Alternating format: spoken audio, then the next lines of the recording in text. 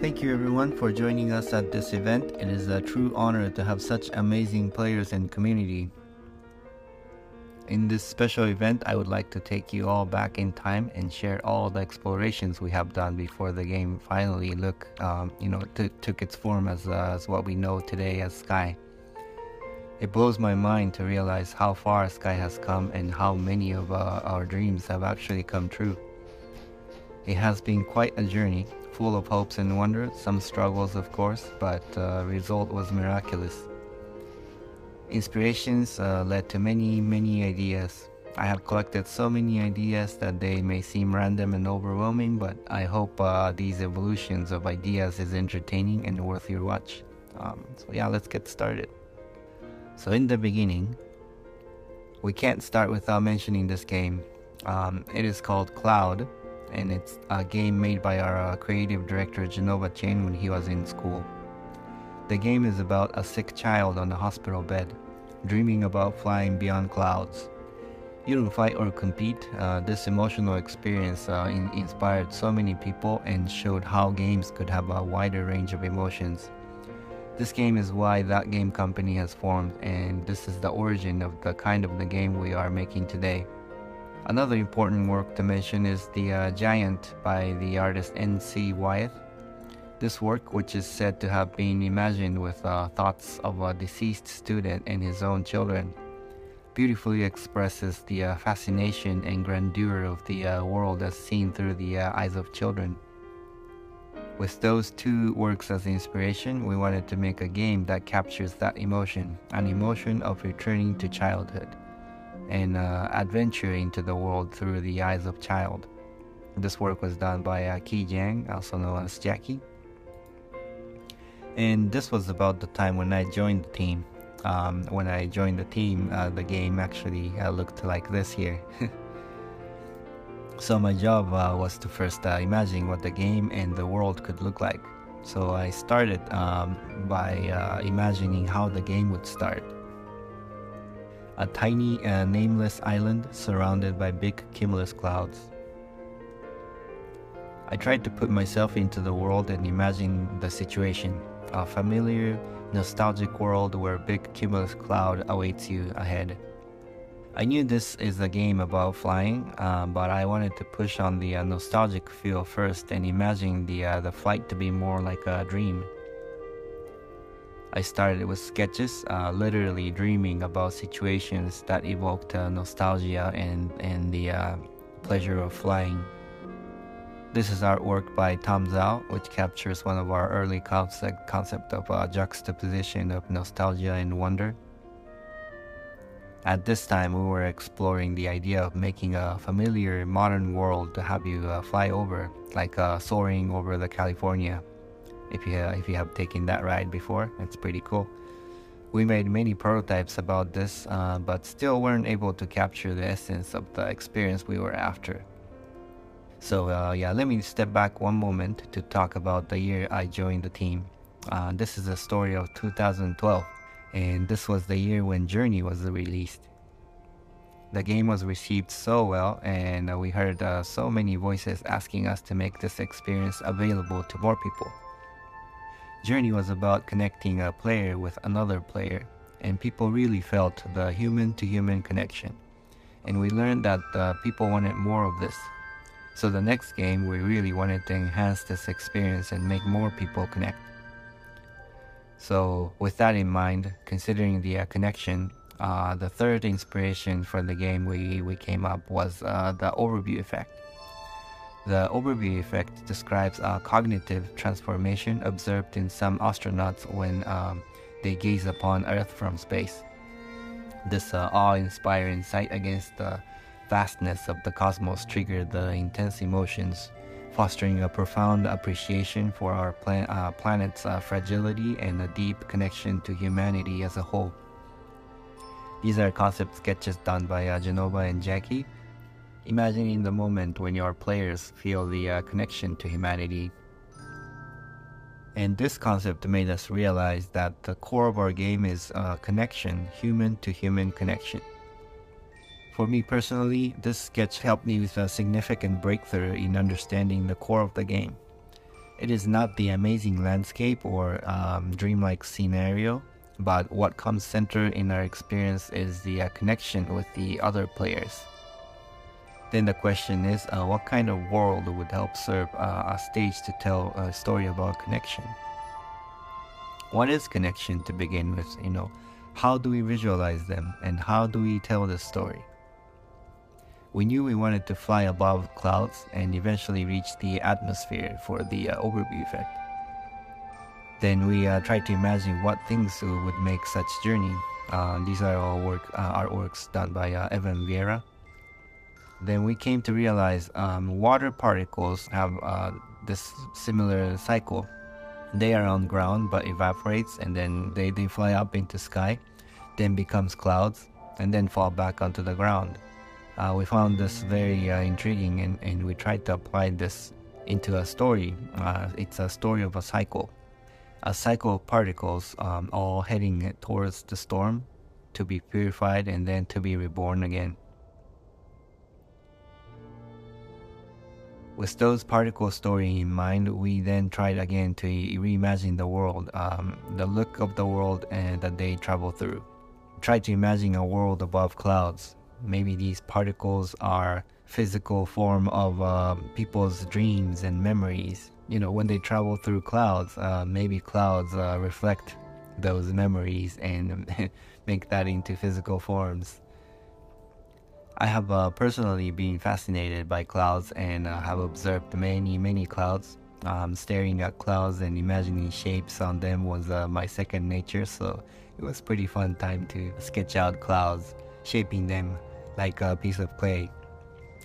Tried many iterations, trying to get a sense of a world from them. But then soon I realized that a world made entirely by clouds makes the world a little unrelatable. We live on grounds, and things on grounds give us way more context to play with. But the dilemma was that we wanted to make a game about flight in sky. So I thought, why not bring the ground itself up into the sky? So I tried thinking about a ground that floats. But my issue here was that I tried too hard making these terrains to look exotic, and this was still not very relatable. So then I went back onto the ground again, going back to my origin and imagining how I would start the game. What is it that makes you feel like you want to fly, and how can you make a scene that evokes this emotion of longing for flight? And there's something to this concept, an isle beginning, a call to adventure. We have iterated on this first level of the game the most, but it's interesting to see how the concept of an island at the first level stayed true until the end. I'll be honest, we have been hitting a wall. We couldn't really figure out a world that was fun to be around. We needed things to do, which brought us to our next focus, which is creatures. They are the residents of this world. They're the ones that gives life into the world. So what are the things that live in this imaginary world? What are their function, and how do they serve you in the experience? I tried to imagine situations of the encounter of these creatures. First imagine birds, but birds in sky is not very fresh. That's not a new concept. We did want to present a new concept, new idea. We also didn't want our flight to look like it takes some effort. We wanted to preserve the elegant, dreamy quality in the way things fly in our game. Then we eventually found aquatic animals. How they swam was pretty elegant, and it was fitting for our game. To contrast the helpful creatures that are elegant and swimming, we also wanted to introduce antagonistic creatures. And this, you could see some origin for some of the dark creatures we have in the game today. Now that we are starting to fill the world with creatures, we then try to imagine if there has been any people in this world. Like showing this beautiful concept done by Tiffany Hayashi, or also known as Purple Almond. It would also add much depth in the world, to have history behind. Civilization would also bring possibilities to introduce puzzles to the game. It was really fun imagining, pieces of puzzles, made with ruins. So we brainstormed who are these people and what do they do. We tried to imagine civilization that could exist in a cloudscape. Do they live in caves? What are the materials they have to build their homes? Where do they get these materials? What's the surrounding biome? Because creatures are aquatic, maybe the landscape should also be inspired by aquatic things. Is this completely made up, exotic world? One of the efforts in trying to bring the concept of connection back to the core, we tried to imagine the world connected by a giant tree. These are some sketches done under this concept. Also, because of the aquatic reference, we also have thought about a world sunken underwater. This was a very interesting concept for me personally, but felt like it took the attention away from the sky. We did wonder if we should make these people still alive in the world or have them perished. Ruins underwater did make us realize that we prefer the civilization to be gone. We like the poetry of players to uncover the mystery through their own experience, rather than have them, talk to an NPC and, have the NPC talk and describe what happened. Having these people gone already also brings the opportunity to introduce antagonists to the story. Whatever that destroyed the civilization could be the challenge for the players as well. In this concept, you can see some dark shards penetrating through these ruins, and you could see some hint of how we've done the darkness in our game today. Eventually, the world is starting to show its form to us. Things are starting to come together. Terrains poking out of clouds like islands, surrounded by creatures gracefully swimming in the air, and ruins are waiting for the players to uncover their mystery. Now that we are finding the general structure of the world, we then dove into figuring out what the story of these people are. What are these people to begin with?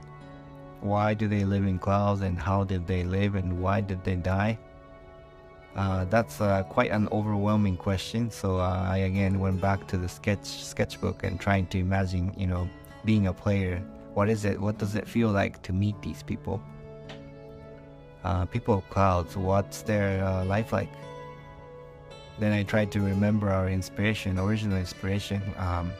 Why was NC Wyeth giant was such striking image?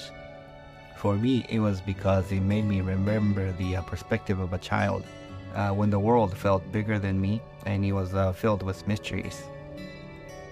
So I went back to the sketch and tried to imagine a giant in clouds, witnessing a giant in clouds appearing, and trying to imagine what would I see if I followed that giant. This imagination sparked many ideas for me. As a child, I found many of the things adults did felt mysterious and ritualistic, so I simply tried to reimagine and translate it where I saw adults did into this weird cloud people doing their jobs that I didn't understand. Thinking about jobs made me bring back the idea of particles in cycle. What if these cloud people had a job to make these particles move around, to circulate these particles? We used to call them as motes internally back then. They harvested them, collected them, and shipped them to have them cleansed by the storm and to have them reborn. Perhaps they were part of the cycle, but because they are gone now, it is now players' job to take these motes and put them back into the cycle, maybe. The idea of harvesting and collecting motes gave us new understanding about these people. Maybe things they collect are precious and they were obsessed by it, much like how humans are obsessed with our resources.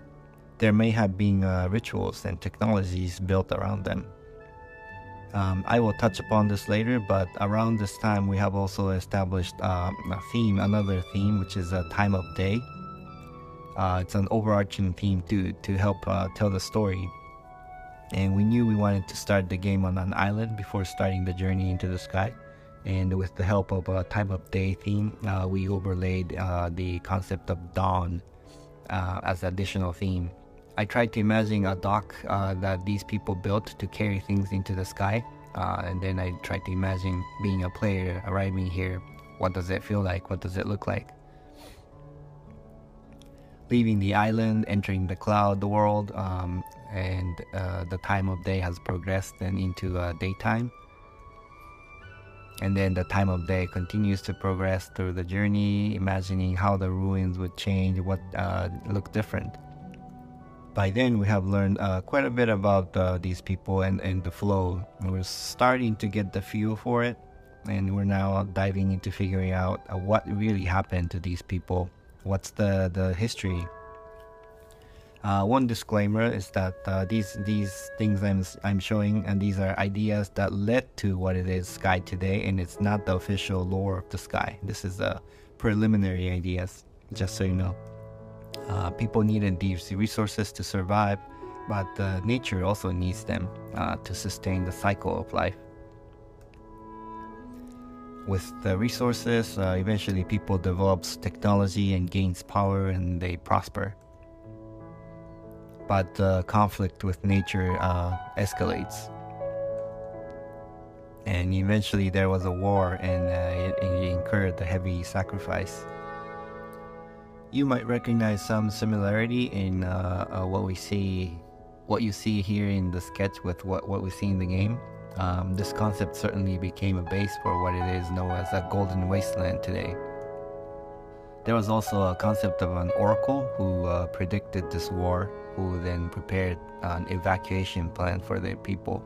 Players were never meant to see this in full glimpse, but I was hoping to leave some hints behind about this gigantic ship that they built to evacuate their people, like Noah's Ark. And continue to brainstorm many ideas, mainly trying to imagine a story that made sense for players to take a leap into the storm. I do want to preserve the mystery of what we decided for the final story of the game, so I will not go into too much detail here, but just sharing some more brainstorm sketches about the ancestral history. And then you might have recognized some similarities in the characters shown in these preliminary sketches with the spirits in the game and elders in the game. Let me talk a little more about the exploration that led to the design of our elders. We are talking about stories now, but don't forget that we are making a game. It's an experience. Characters we introduce in the game has to have a significance in the player's experience. Prototyping the game, we came to realize that we needed a strong beat after each major sections of the game, like how we fight bosses at the end of the levels. So the original idea of our so-called quote-unquote boss was some sort of guardians that presented challenges to the players before they could move on to the next level. We concepted different ideas about a character that could provide interesting gameplay, along with an evocative story. We knew that we needed multiple of these guardians across the game, and wanted to give them different characteristics to each. I was looking at different myths and stories about gods and guardians, and learned that we often use animals as a way to represent different characteristics of unique gods. So I also tried to find various animals, creatures that represented the emotion of each of the levels, and tried to convert them into different characters. Designing different animals is fun, but it's also very costly to do, so I had to imagine another version where animals are more of a symbolism that was left in statues, but the characters themselves are more of spirits that appeared in more of a human form and human scale. This sparked some inspiration for imagining figures that are cursed. Each presents a challenge to the player, and their characteristic was represented by missing body parts. Not sure if you can recognize, but these are what eventually becomes Elders of the Isle and Elder of Prairie.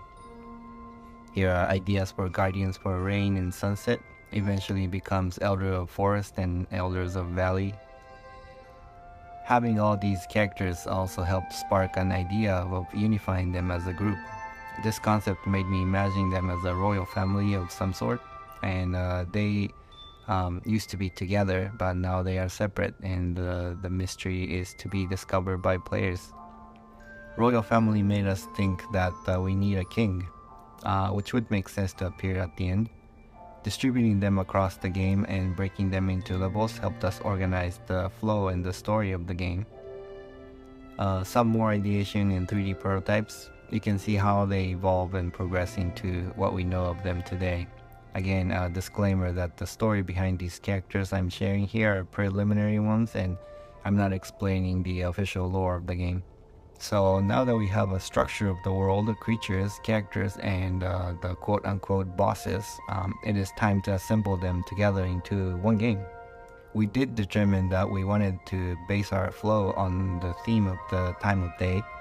We associated different emotions across 6 different times as dawn, day, rain, sunset, dusk, and night, and associated colors and shape languages to each. We then applied an emotional curve inspired by a hero's journey and designed a flow for the experience, associated by levels and characters at each stage. We then put everything together to test the flow of the game, a story of a player waking up on an island, finding ways into the sky, uncovering mysteries of the lost civilization, and then eventually ascending to a space for an overview effect. You might think we have figured out pretty much everything at this point, but that's not true. Devil's in the detail. I will share only some of the different iterations we have made on each of these levels. Dawn, we knew it would start on the island, but there was still some idea of mixing a mirage of the modern world to make this initial level give a strong sense of threshold. We played with the idea of leaving our world to enter the realm sky. More ideation of the isle. We had versions where you rowed a boat to enter the sky realm. The concept of the boat was debated until pretty late in the phase. The shapes of the clouds at this level was also iterated a lot. A giant wall of clouds to fly over, or a hole in the clouds to penetrate through. This level has been, by far the most iterated level. We have explored so many ways to lead up into the sky. Next up is Prairie. We used to call these realms by the time of day until pretty late. Many of us, including myself, still reference these levels by the time of day. These concepts by Tom helped us determine the color of the terrain in the sky. We wanted to reference biomes from high altitude. Here a concept of bird's nest. This is pretty close to what we see in our game today in Prairie. We have settled on round and soft shape language because of the secondary layered theme of a human life. This is the second stage after the birth. It's the childhood stage, so we wanted everything to be round and soft. Pretty close to what we know of Prairie today, but at one point we wanted players to go through a cave before coming out to see the blue sky, to contrast the open, vast feel of the sky. You can see here in the sketches some preliminary versions of the gates that led to different levels, or shrines that helped you change dresses you wear. And then forest. We needed emotional curve that dips down a bit, so we added rain as another time of day. Rain was another tricky level. This was probably the most iterated level after dawn. We tried enchanted forest feel. We also tried this level to be to have an elder who seduces you. We also tried to make this level like puzzles or mazes, trying to visualize complexity of the adolescence as the human life theme. This is the third level. After childhood, you became adolescence. There's a mixed emotion. This is a time of the life where your emotion is really complicated. So we tried to also represent that visually. Another important aspect of this level was introduction of industrialization. The third layer of the story was civilization, story of the civilization. So after the civilization has lived in harmony with nature, they start the industrialization. Early concept of the temple shows the dark stone penetrating through the building, and the interior of the temple was also looking very different. After the rain is sunset, emotion raises to a peak. We wanted the gameplay to be more dynamic here, most dynamic. It represents the peak of your life when everything is exciting. This concept by Tom really captured the emotion we wanted for this level. The peak of mountains penetrating through the clouds also became base for our starting area of the Valley of Triumph. Civilization was also at its peak, so this was meant to be most decorative and rich in materials. Many of the concepts here became the base for the key areas in this level. Can you recognize them? After a peak, there's a fall. Dusk was aligned with the midlife crisis for the human life theme, or the post-apocalyptic theme time for the civilization theme. Shadi and Kang jumped in at this time of the production and helped us polish some of the ideas for this level. This was the time when we tried to expand each realms to have various sub-levels. Temple in the Golden Wasteland. Exterior is pretty close to what we see today, but the interior became a lot different. Night is a vault of knowledge. Visual inspiration of this realm was a library and the ethereal dream.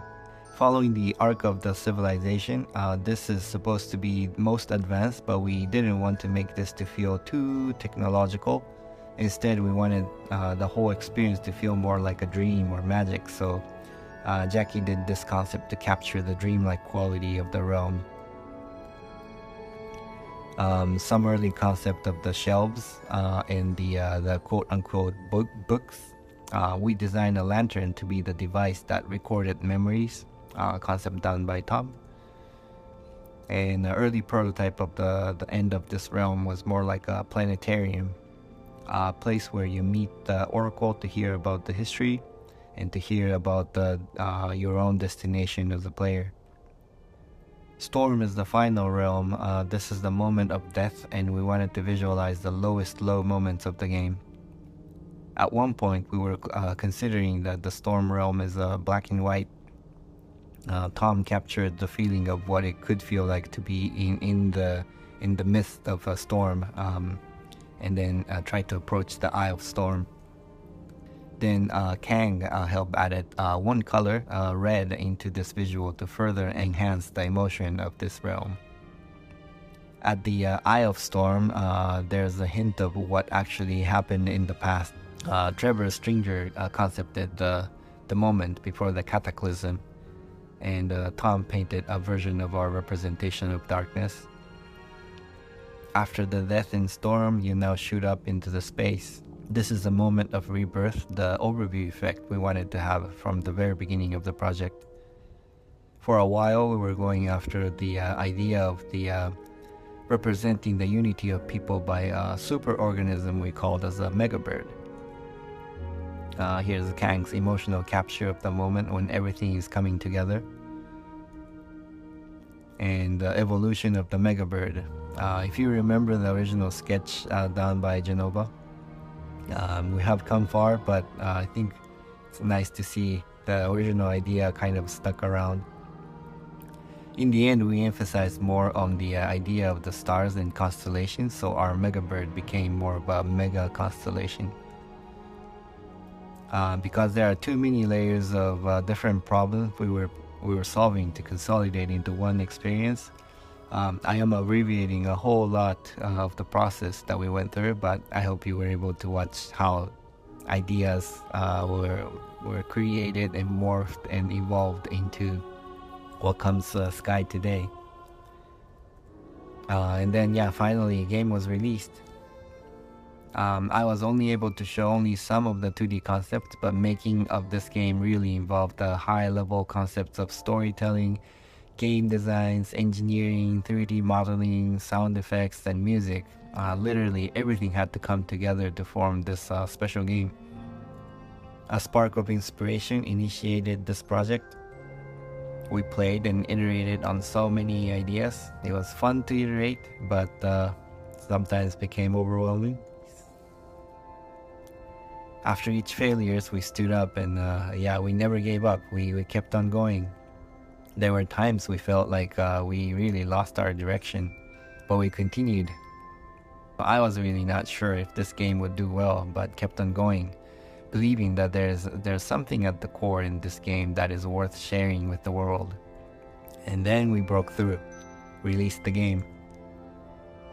So many rough edges and unpolished details, but the game was released, and then in the end received by millions of people. Today the game is still alive, and with the support of all the players, including yourself, it is growing and evolving even more. This is the end of my presentation, but I truly believe that the making of Sky was kind of a miracle. I hope seeing the birth and the evolution of the game was interesting to you. I am grateful to say that Sky is much alive still and continuing to change, and I am looking forward to witness how it's going to evolve more through the many years to come. Thank you.